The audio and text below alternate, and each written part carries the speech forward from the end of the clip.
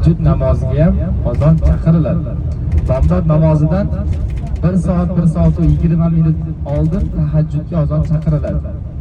Tushundingmi? Ya'ni siz ertalab sahar chiqdingiz, misol uchun soat 3larda chiqdingiz yoki 2larda chiqdingiz. Bordingiz masjidda Allohning zikrini qilib, salovat aytib o'tiribsiz, birdan azon chaqirib yubordi. Azon saharda edi, xuftondan keyin azon chaqirdi.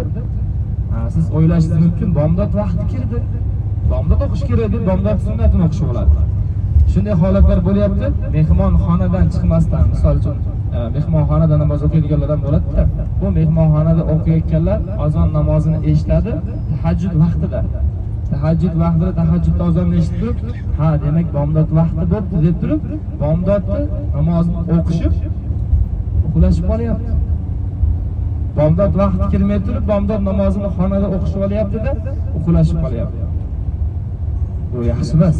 Ya'ni bilib olsak, birinchi azonda demak shu tahajjud namozi azon chaqiryapti deb xotirjam tahajjudni o'qib, Qur'on o'qiydiganlar, Qur'on o'qishni, tajvidli Qur'on o'qishni bilganlar shu namozlarni, nafl namozlarni o'qib bo'lgandan keyin bomdod vaqtigacha Qur'on o'qib, Masjid-i Nabaviyda yoki Allohning zikrini qilib, salovat aytib, chiroyli holatda o'tirsak, soat 5:20 larda azon chaqiradi.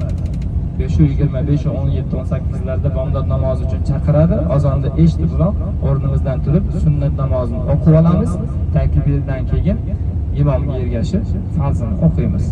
Ayollar O'zbekistonda jamoat bo'lib o'qimaganmiz, to'g'rimi? Erkaklar jamoatga ergashib imomga iqtido qilishni bilamiz. Misol uchun bomdod namozini farziga imomga ergashmoqchisiz, men sizlarga rosa sodda o'zbekcha niyat qilsanglar bo'laveradi. O'zbekcha niyat qiladiganlar ham bor. Niyat qildim 4 rakatlik bomdod namozini yoki 2 rakatlik bomdod namozini farzini o'qishni niyat qildim desa, mana misol bomdodda aytib beraman mana sizlarga. Niyat qildim bomdod namozini 2 rakatlik farzini o'qishlikka imomga iqtido qildim. Xolis Alloh taolo Allohu akbar desiz bo'ladi. Xolis Alloh uchun bomdod namozini 2 rakat farzini o'qishga niyat qildim. Imom iqtido qildim degan aynan mana shu joyi bo'lishi kerak.